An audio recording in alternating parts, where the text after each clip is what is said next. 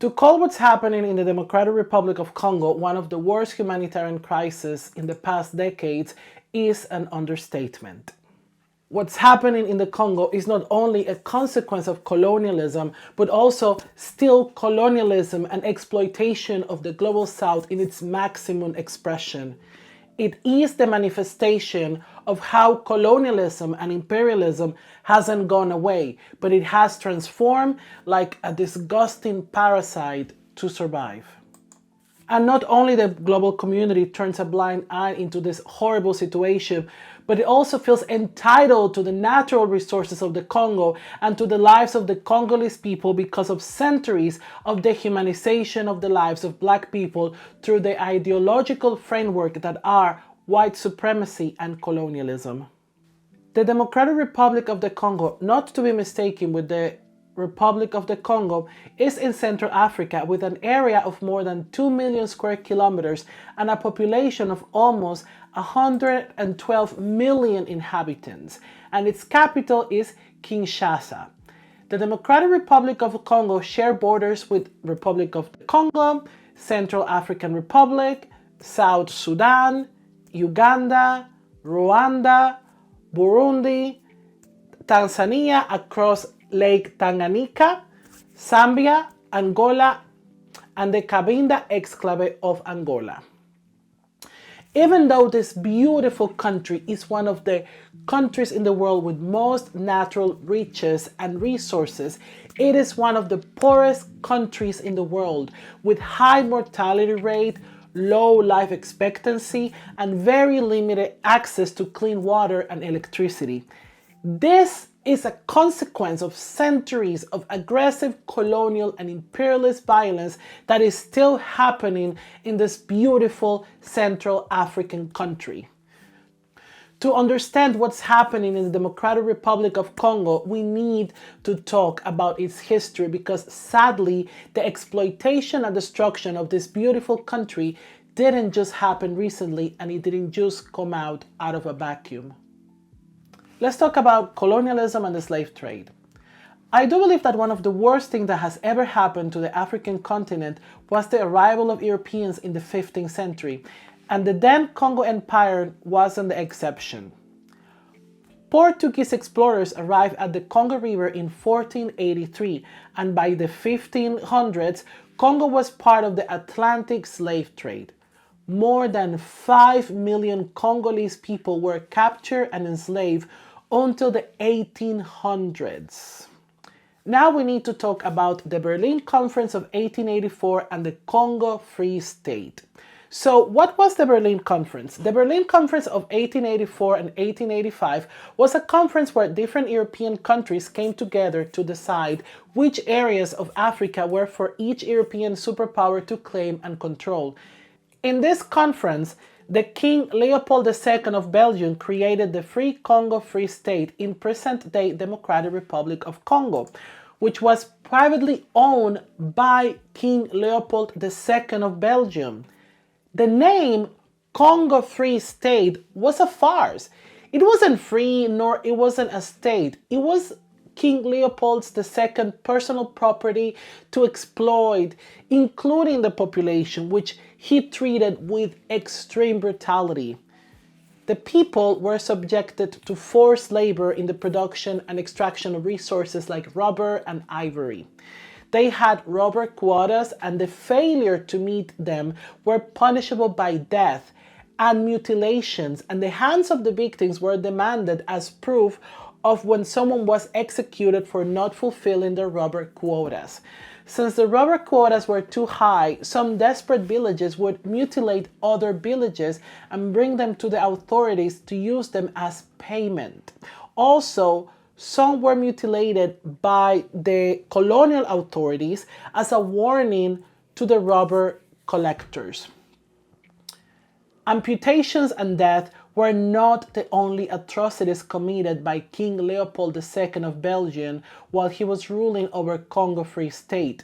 It is estimated that almost 13 million Congolese people died due to the extreme cruel policies and abuses committed, including famine, executions, epidemic diseases brought to the continent, burning of villages, holding children ransom, among much other atrocities.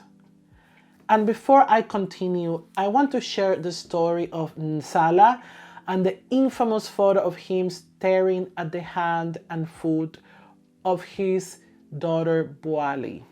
This photo was taken by Alice C.D. Harris, and I quote her.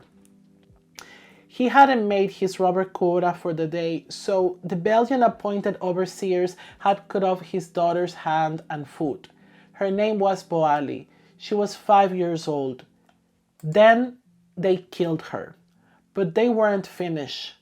Then they killed his wife too. And because that didn't seem quite cruel enough, quite strong enough to make their case, they cannibalized both Boali and her mother.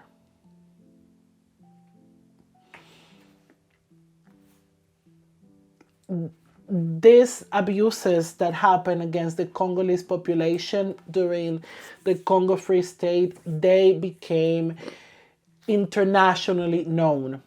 And there was like a huge international scandal because of this.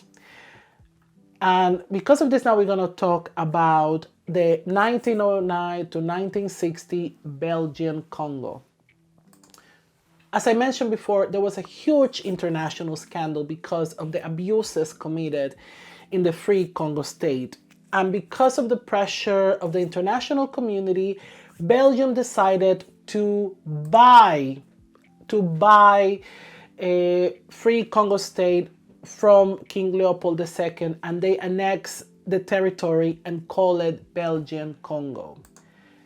Even though there were some improvements, we need to keep in mind that the bar is in hell, okay?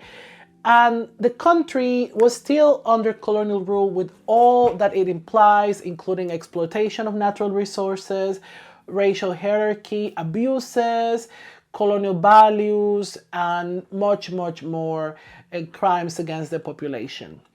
It's important to mention that during this period of Belgian Congo, by 1939, the United States Congress created a federal law called the Strategic and Critical Materials Stockpiling Act, where it was revealed where to find important minerals for different industries.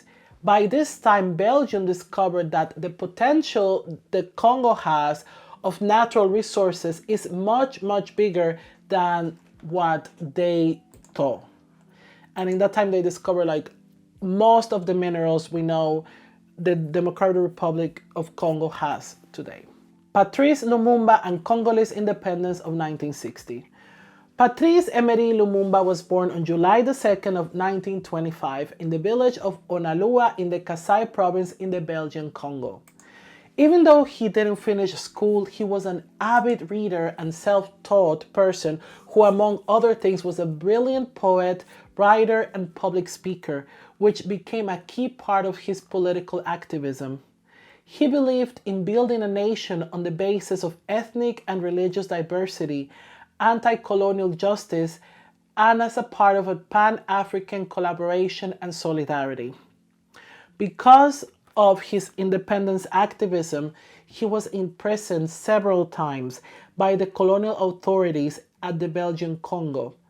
But the population in the colony was already started to demand their independence via widespread protest, riots, and in some areas even they refused to pay taxes and they stopped considering the colonial authorities as legitimate.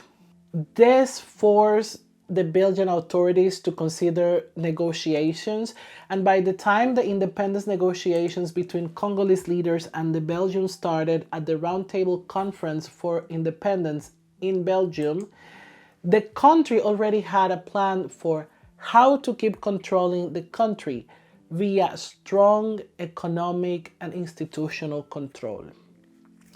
Belgium was still having a strong presence in the army, the judiciary, the civil services, and state enterprises.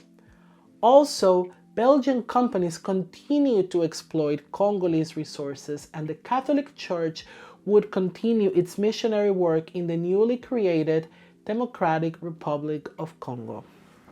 So in the book, Patrice Lumumba, in his biography written by George Songola Talaya, he explains this situation very, very well, and I will quote him right now. Belgian authorities cynically used the resolution of the conference to privatize the enormous state portfolios in major colonial trusts such as the Comité Spécial du Katanga and the Comité National du Kivu, and transferring these assets to Belgium. They also allowed many private companies operating in the Congo to load many private companies operating in the Congo to transfer their headquarters to Belgium, thus denying the new state a large amount of tax income while leaving to it virtually all of the public debt. So Belgium, together with other Western powers, they destabilized the country, including invading the Katanga region, because by that time they knew this region was rich in mineral and natural resources. Lumumba asked for the United Nations for assistance to expel the Belgian troops from the country, but they refused to do so. So when Lumumba turned to the Soviet Union for help, the United States, together with Belgium and the United Nations, according to this biography, decided that they needed to get rid of him by all means necessary. And here's where it comes Joseph Mobutu, who was one of Lumumba's protege.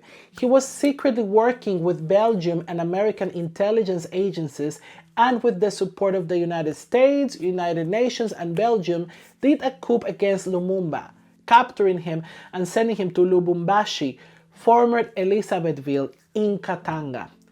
After being captured, Lumumba and his closest collaborators were tortured for hours by 6 Belgians and 6 Katangans. Patrice Lumumba was killed on the 16th of January of 1961. But the cruelty didn't end with his death. His captorers chopped his body into pieces, threw it into barrels of sulfuric acid, and the Belgian commissioner of the Katangan police took a tooth that was left of Lumumba's remains as a trophy. And if you wanna hear something that's gonna blow your mind, like just last year, 2022, these remains were returned to Lumumba's family by the Belgian government. The cruel assassination of Lumumba is a mirror of the colonial violence inflicted on the Congolese people. Patrice Lumumba and his followers never stood a chance to build the Democratic Republic of Congo they wanted. They were condemned from the very beginning. Now we're going to talk about the 1960-1965 Congo crisis and 1965-1997 Mobutu dictatorship. A period of deep political crisis happened in the country, and then in 1965, Mobutu's dictatorship started. Joseph Mobutu changed the country's name to Zaire, and he kept closely collaborating with the United States, Belgium, and other Western superpowers, receiving a lot of support from especially the United States, France, Belgium, and because of Mobutu's fight against communism in French-speaking African countries. His government was marked by extreme levels of corruption, cult to personality, and human rights violations, including torturing and killing political rivals and opponents. Mobutu enlarged the national debt drastically, while his personal wealth was growing exponentially, having a very opulent lifestyle, and there was a time that he was one of the richest men in the whole world. Now we're going to talk about the first Congo War of 1996. So this war ended with Mobutu being deposed as president of the country and having the rebel leader Laurent Désiré Kabila as the new president of the Democratic Republic of Congo. Like the name, they changed it back to the Democratic Republic of Congo from Zaire. So the situation escalated when Rwanda invaded then Zaire, looking for rebels, and more states joined the invasion, like Burundi, Uganda, Angola, and Eritrea, with the support of the United States and the United Kingdom. The country, by the time of this first Congo War, was weakened by corruption, economic decline, and both the military and civil institutions, they were barely functioning and existing. And then we have Laurent Desire Kabila and the Second Congo War. So on 1997, Laurent Desire Kabila becomes the new president of the Democratic Republic of Congo with the support of Rwanda and Uganda, but shortly after, in 1998, Rwanda and Uganda invade the country again with the support of the United States and the United Kingdom, and supporting local rebel groups in order to destabilize the country further. Laurent Desire Kabila, he was assassinated in 2001. Soon after, he was replaced by his son, Joseph Kabila, and he stayed as president of the Democratic Republic of Congo from 2001 until 2019. This second invasion led to one of the worst losses of life due to armed conflict ever registered in modern human history. We're talking about more than 6 million Congolese died and more than 2 million were displaced because of this war. Historians and experts agree the main motivation and source of this war was the control of the immense mineral riches of the country. The Second Congo War officially ended in 2002, but war and conflict continue to happen to this day in Eastern Democratic Republic of Congo, where according to Human Rights Watch, around 100 armed groups are still active in the area. In 2010, it was revealed in a leaked UN report that there's enough evidence that proves the Rwandan government committed genocide in the Democratic Republic of Congo during the two Congo Wars. And now we're going to talk about Felix Tshisekedi and current elections coming now. 2019 becomes a very important year for the Democratic Republic of Congo. Felix Tshisekedi becomes president of the country, and his election was the first peaceful transition of power since Patrice Lumumba. So general elections happened or are happening in December the 20th of 2023, and as by the time of the recording of this episode. According to human rights observers in the country, there have been reports of election-related violence, including voters, suppressions, and clashes between supporters of rival political parties across the country, among other problems in the country.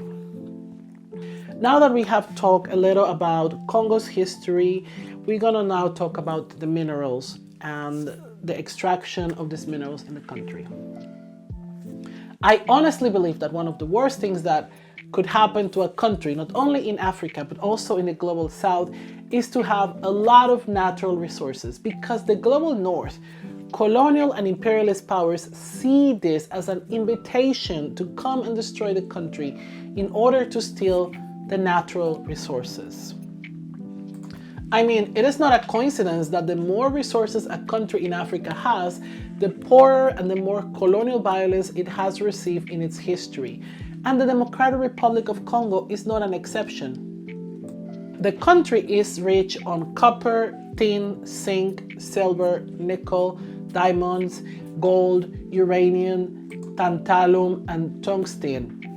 Most cobalt and rich minerals are found in Katanga region, which, as we can see, has been the biggest source of conflict for the country in the last century because of the immense value of the minerals found in the area. But what's cobalt used for? Cobalt is a mineral that is bonded to copper when mined and is used in the technology industry to build batteries and other important electronic parts. The Central African Copper Belt is an area of more than 400 kilometers that extend from Kolwezi to northern Zambia, having 10% of the world's copper and 50% of world's cobalt reserves. Only in 2021, 111,750 tons of cobalt was extracted from the Democratic Republic of Congo, which was more than 72% of the global supply. Some of the companies that rely on the cobalt extracted from the Democratic Republic of Congo are Apple, Samsung, Google, Microsoft, Dell, LTC, Huawei, Tesla, Ford, General Motors, BMW, and Daimler Chrysler. Battery manufacturers that use the cobalt extracted from the Democratic Republic of Congo are based mainly in China, Japan, South Korea, Finland, and Belgium. The most important mining companies and business conglomerates that have operations in the Katanga region, in the heart of the armed conflicts, are Kababankola Mining Company, KMC, which headquarters are in London, England. State-owned Chinese mining company Jinchuan Group, which in 2012 acquired the rights for Ruashi mine. Also, we have Chemav, which acquired the rights to the Etoile mine in 2003. Also, Chemav operates a model mine for artisanal miners in Kolwezi, together with a North American NGO called PACT. So let's keep something in mind about these model mines. They're just PR stunts to cover the real horrors and abuses in the mining process. They don't bring any change at all. They're just covers. And this company, Chemav, is a subsidiary of Chemav Resources Ltd with its headquarters in Dubai. Also, we have the Israeli-American businessman Gan Geltler, who also owns diamond and copper mines in the Democratic Republic of Congo. Now, and just a quick note, Israel is one of the biggest diamonds exports in the world, even when they have no mines in occupied Palestine. Also, we have Phelps Dodge, a U.S. mining company. We have Tenke Mining Company. We have Freeport McMoran, based in Phoenix, Arizona. There's also Lundin Mining Company, a Canadian company who was originally Swedish. Glencore, a Swiss company. Also, there's the presence of Ivanhoe Mines, which is a Canadian company. And we have Seco Mines, which is a Chinese majority joint venture with the Congolese government. And there is Congo Donphan Mining, Huayo Cobalt, Kamoto Copper Company, Glencore, Comus, which is Xiying Mining, and Chemav, Shalina Resources, which are the biggest buyers of cobalt from Tilwesembe mines. Two of the largest industrial mines in Africa are Tenke Funfurume and Mutanda, being the third largest Tilwesembe mine and the fourth largest Kolwezi. They're all located in the southeast of the Democratic Republic of Congo. The largest mining concession in the country is Tenke Funfurume, and of course the country has its own state-controlled mining company, which is Geke Mines, but this one owns less than 20% of the mining concessions in the country, and even that small percentage is marked by corruption and sketchy deals with multinationals. According to several sources, including the Panama Papers, the relationship between Congolese politicians and the different mining companies that operate in the country have never been transparent, to say the least.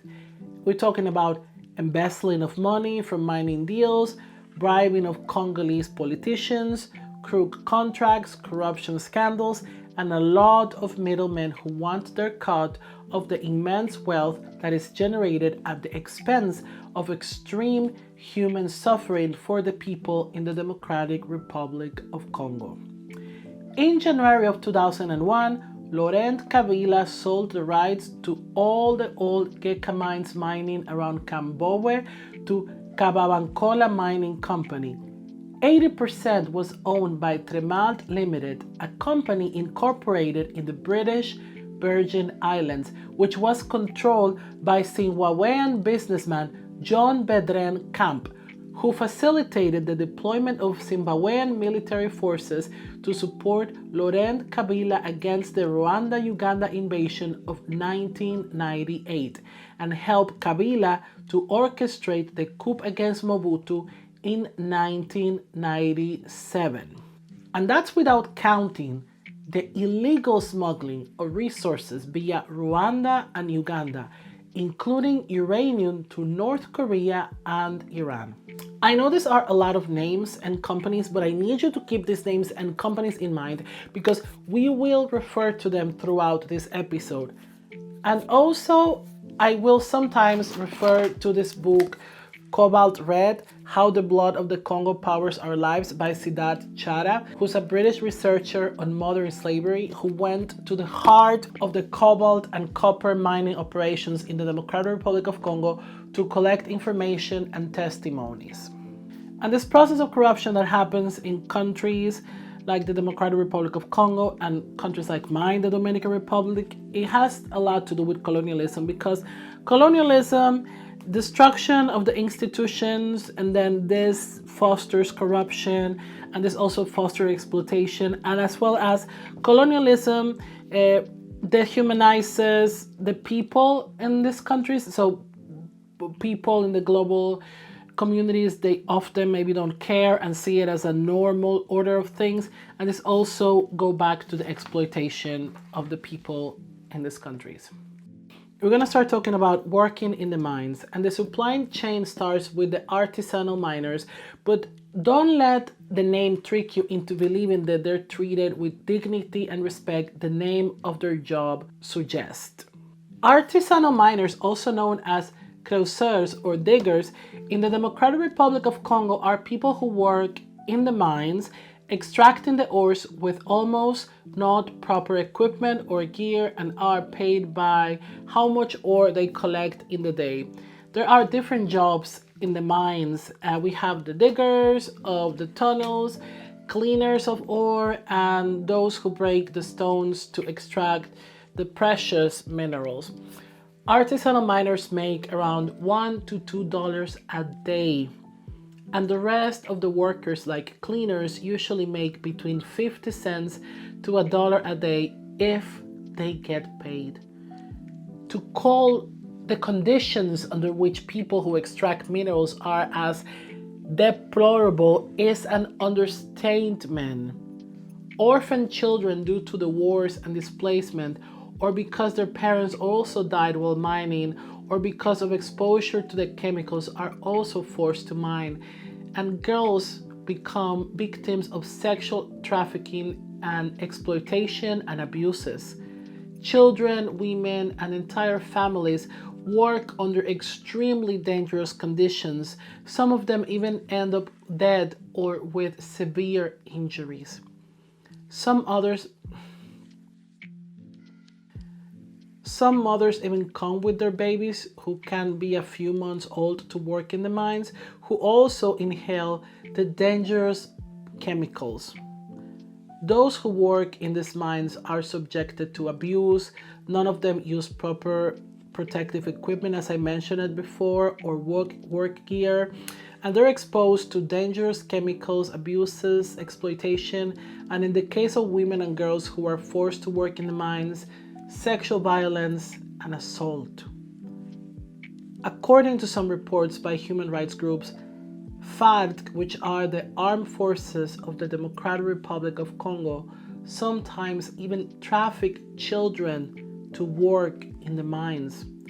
Some of the ways people, especially children, are forced to work in the mines are via threats and debt bondage, essentially turning them into child slaves.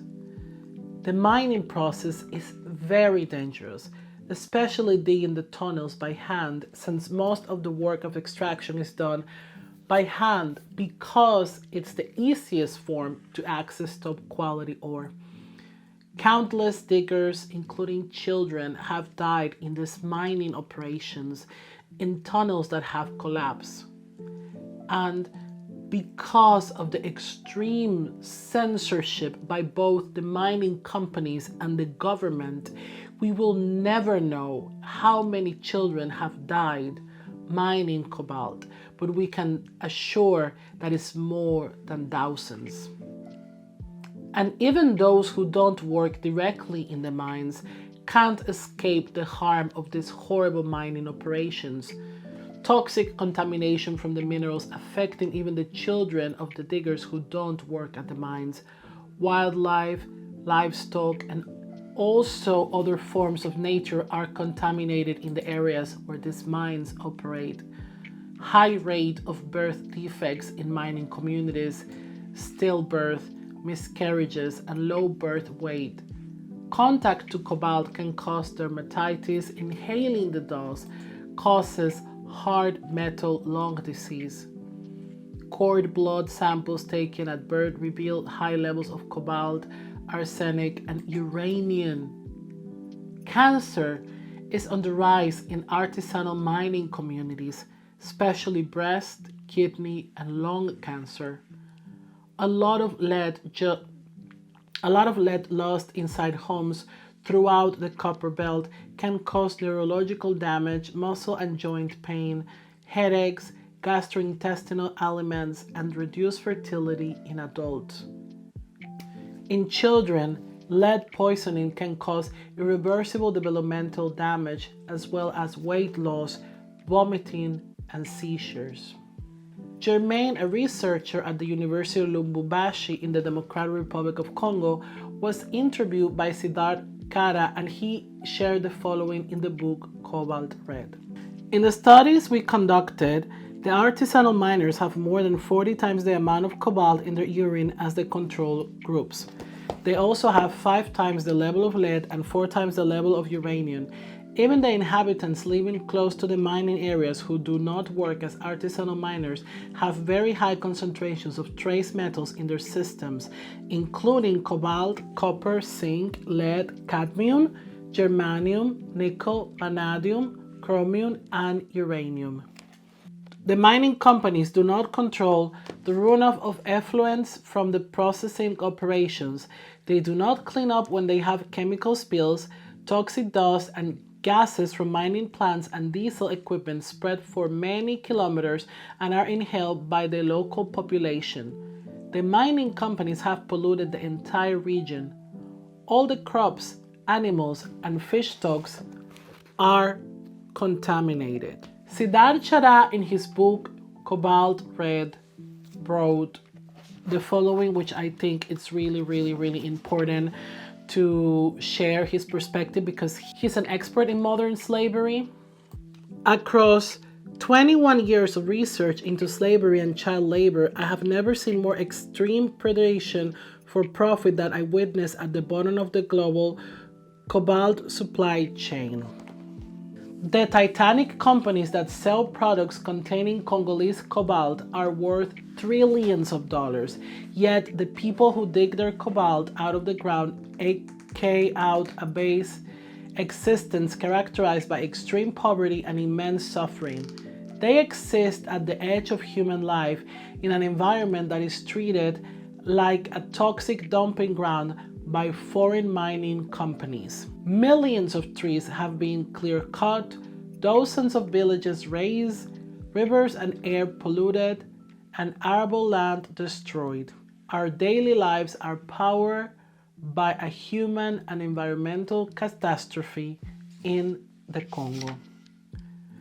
Now we're going to talk about conflict, forced evictions, and internal displacement.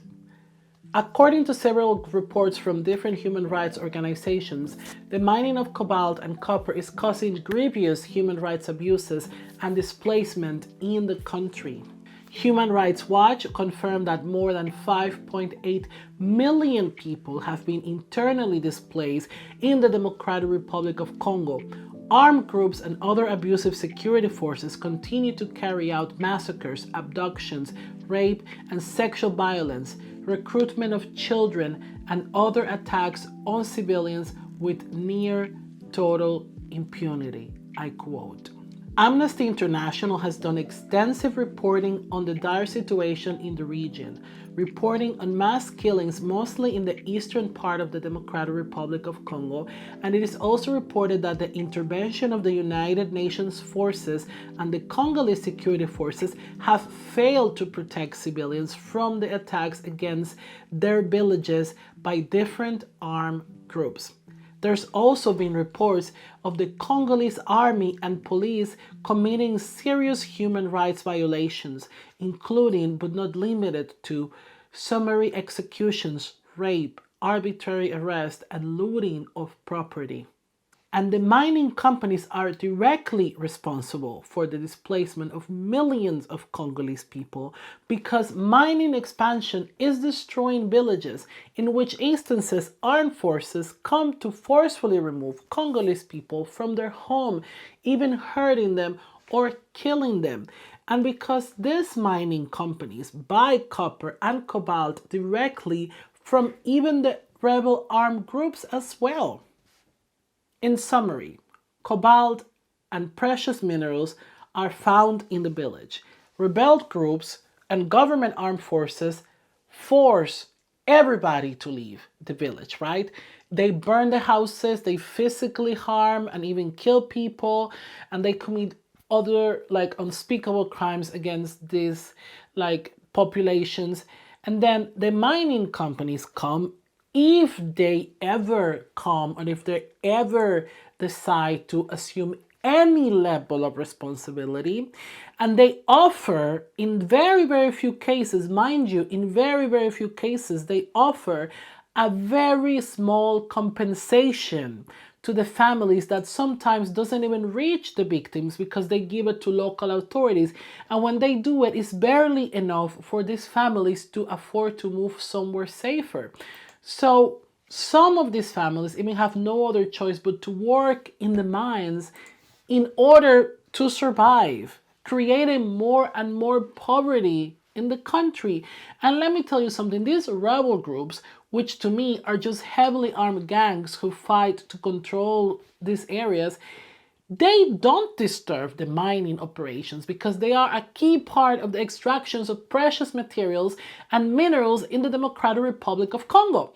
It is not for nothing that these minerals are called conflict minerals. Amnesty International conducted a thorough investigation where they collected testimonies and verified accounts from countless victims of these armed forces and forced displacement.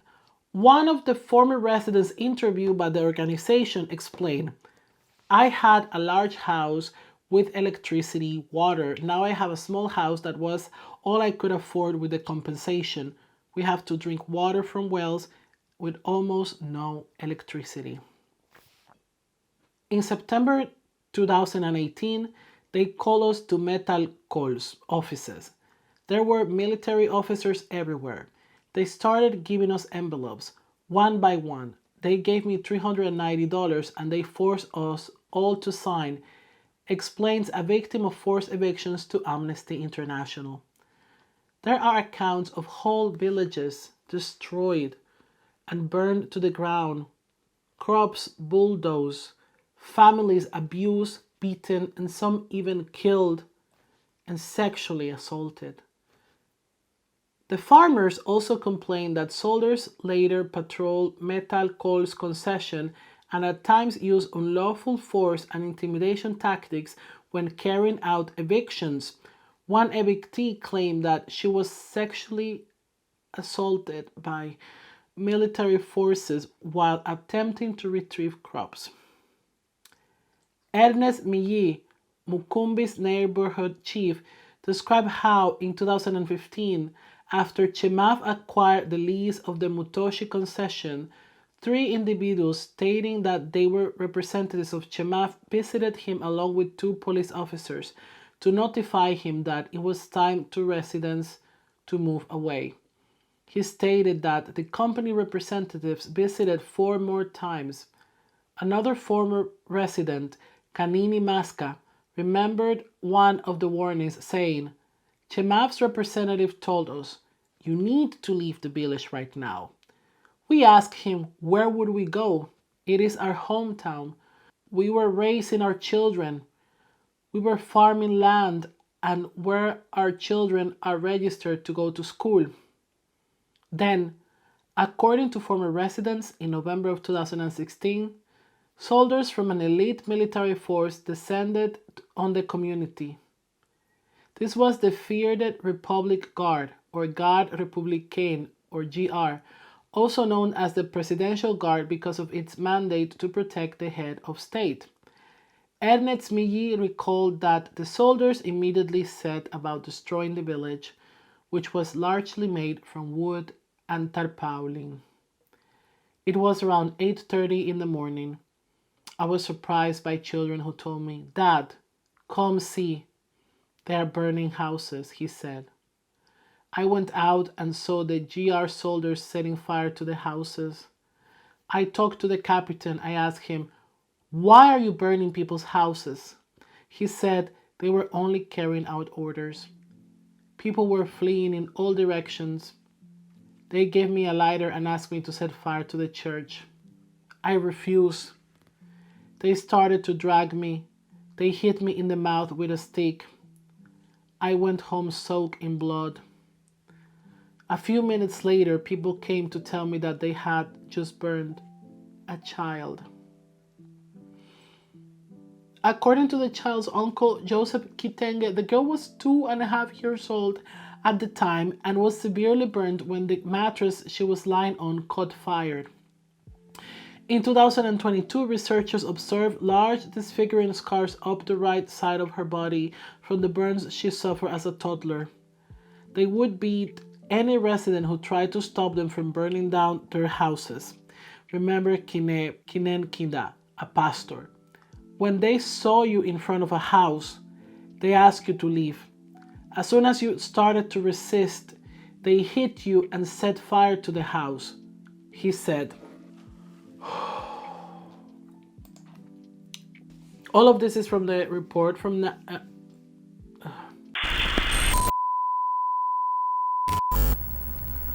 all of this is from the report from Amnesty International. I will include a link to the whole report in the episode description if you're interested to read more about these testimonies of people. And even if the Congolese or rebel armed forces don't force people out of their homes, the contamination of the mining operations destroy the communities, contaminating the natural resources, farming land, fishing, and even destroying their homes. In the book, Cobalt Red explains one of the countless instances where mines directly displace people. And I quote, TFM spans more than 1,500 square kilometers. Thousands of people once lived in villages across the concession, but they were evicted when the rights were sold in 2006 to a joint venture between the U.S. mining company Phelps Dodge, 57.75%, Tenke Mining Company, 24.75%, and Geka Mines, 17.5%. In 2017, Phelps Dodge merged with Phoenix-based mining giant Freeport-McMoRan, 56%, and Tenke Mining Corp. Was acquired by Lundin Mining, 24%, leaving 20% for Geka Mines. This is a testimony registered by the book Cobalt Red by British scholar Siddhartha Chara in the Tenke Fungure mine. And I want to read this testimony because I think it's really, really, really important. They kick us out from our homes. An elderly man with a patchy skin, Sami, exclaimed. We lived on that land for 3 generations before the mining companies came. We grew vegetables and caught fish. They threw us out and now we cannot find enough food to feed our families. We have no jobs in this area. How do they expect us to leave? Many Fungurume residents repeated Sami's anger about being kicked off the concession in 2006. They said that they were given little warning and no compensation or relocation assistance. One of my translators, Olivier, described the situation best. Imagine if a mining company came to the place where you live and they kick you out. They destroyed all your belongings except whatever you can carry in your own hands. Then they build a mine because there are minerals in the ground, and they keep you out with soldiers. What can you do if there is no other way? What can you do if there is no one to help you? Maybe you would feel it's your right to go back to that place where you lived and dig some of the minerals for yourself. That is how people in Fungurume feels. I want to talk a little about greenwashing and green capitalism. Do you remember that infamous headline of that article in The Atlantic that said, "War in the Congo has kept the planet cooler," and after the online backlash, they changed the headline, but the article was still as offensive? That is a clear example of greenwashing and green capitalism and how dehumanizing it is against communities of color and communities in the global south. Greenwashing is just there to help people feel better about their choices. Greenwashing and green capitalism want to build a world where the idea of international solidarity and global liberation don't exist, and they're even furthering the exploitation of the environment and colonialism for the sake of environmentally friendly aesthetics, because they only care about aesthetics. Greenwashing has helped people to feel better about their personal choices. I would also like to call it green colonialism, because the idea that the suffering of the global south is necessary in order to save the environment, it's pure colonialism. I categorically refuse to accept that the only way we can have environmental justice is at the expense of the exploitation of the global south. To take care of the environment is not about satisfying the illusion of cleanliness liberalism demands in the global north, but it's an international struggle that involves collective liberation and international solidarity. All these countries and industries benefit from the political instability in the country, and that's why they foster and keep these countries in poverty, corruption, and chaos, because they can't exploit the natural resources if the country is functioning and stable.